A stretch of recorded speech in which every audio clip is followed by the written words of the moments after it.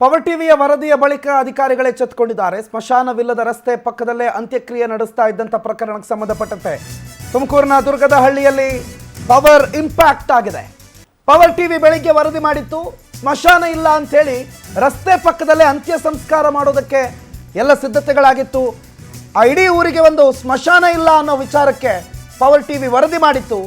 ರಸ್ತೆ ಪಕ್ಕದಲ್ಲಿದ್ದಂಥ ಶವವನ್ನು ಸದ್ಯ ಅಧಿಕಾರಿಗಳು ಹೊರತೆಗೆದಿದ್ದಾರೆ. ಸಚಿವ ಪರಮೇಶ್ವರ್ ಸೂಚನೆಯಂತೆ ಶವವನ್ನು ಹೊರಗೆ ತೆಗೆದು ಗ್ರಾಮದ ಹೊರವಲಯದಲ್ಲಿ ಇನ್ನೊಂದ್ಸಲ ಅಂತ್ಯಕ್ರಿಯೆಯನ್ನು ಮಾಡಲಾಗಿದೆ. ಪದ್ದಯ್ಯ ಅನ್ನೋರ ಅಂತ್ಯ ಸಂಸ್ಕಾರ ಮಾಡಲಾಗಿತ್ತು. ಗಮನಿಸ್ತಾ ಇದ್ದೀರಿ, ರಸ್ತೆ ಪಕ್ಕದಲ್ಲಿ ಅಂತ್ಯ ಸಂಸ್ಕಾರ ಮಾಡಿದ್ರು. ಪಾಪ ಅವ್ರಿಗೆ ಸ್ಮಶಾನ ಇಲ್ಲ, ಬೇರೆ ಜಾಗ ಇಲ್ಲ, ಅವ್ರದ್ದು ಅಂತ ಹೇಳ್ಕೊಳ್ಳೋದಕ್ಕೂ ಕೂಡ ಜಮೀನಿಲ್ಲ. ಹಾಗಾಗಿ ರಸ್ತೆ ಪಕ್ಕದಲ್ಲೇ ಮಾಡ್ತೀವಿ ಅಂತ ಹೇಳಿ ಅವ್ರು ಮಾಡಿದ್ರು. ಅದಾದ ಮೇಲೆ ಪವರ್ ಈ ವರದಿ ಮಾಡಿತ್ತು. ಅದಾದ ಮೇಲೆ ಗೃಹ ಸಚಿವ ಡಾಕ್ಟರ್ ಜಿ ಪರಮೇಶ್ವರ್ ಅವರ ಸೂಚನೆಯ ಮೇರೆಗೆ ಅಲ್ಲಿಂದ ಶವವನ್ನು ಹೊರತೆಗೆದು ಗ್ರಾಮದ ಹೊರವಲಯದಲ್ಲಿ ಮತ್ತೊಂದು ಸಲ ಅಂತ್ಯ ಸಂಸ್ಕಾರವನ್ನು ನೆರವೇರಿಸಲಾಗಿದೆ. ಅಂಡ್ ಇದು ಪವರ್ ಟಿವಿಯ ಬಿಗ್ ಇಂಪ್ಯಾಕ್ಟ್.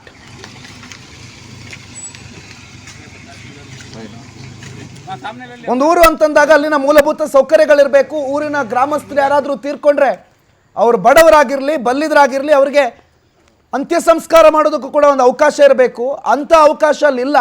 ಆ ಊರಿಗೆ ಒಂದು ಸ್ಮಶಾನವೇ ಇಲ್ಲ.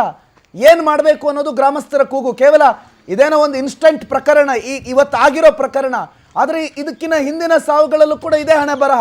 ಜಮೀನಿದ್ದವರೇನೋ ಪಾಪ ತಮ್ಮ ಜಮೀನಲ್ಲಿ ಮಾಡ್ಕೋತಾರೆ. ಕೂಲಿ ನಾಲಿ ಮಾಡಿ ಬದುಕ್ತಾ ಇರೋರು, ಆ ಊರಿನಲ್ಲಿರುವಂಥವ್ರು, ಅವ್ರು ಏನು ಮಾಡಬೇಕು? ಸ್ಮಶಾನ ಇಲ್ಲ ಅಂತಂದಾಗ ಈ ರೀತಿ ರಸ್ತೆ ಪಕ್ಕದಲ್ಲಿ ಅಂತ್ಯ ಸಂಸ್ಕಾರ ಆಗುತ್ತೆ. ಅದು ಕೊನೆಗೂ ಗೃಹ ಸಚಿವರು ಎಚ್ಚೆತ್ತುಕೊಂಡಿದ್ದಾರೆ. ತಹಶೀಲ್ದಾರ್ ಸಿದ್ದೇಶ್ ಅವರು ಕೂಡ ಅಲ್ಲಿಗೆ ಆಗಮಿಸಿ ಅವರ ನೇತೃತ್ವದಲ್ಲೇ ಈ ಕಾರ್ಯಾಚರಣೆ ನಡೆದಿದೆ. ಪೆದ್ದಯ್ಯ ಅನ್ನೋರ ಅಂತ್ಯ ಸಂಸ್ಕಾರ ಮಾಡಲಾಗಿತ್ತು.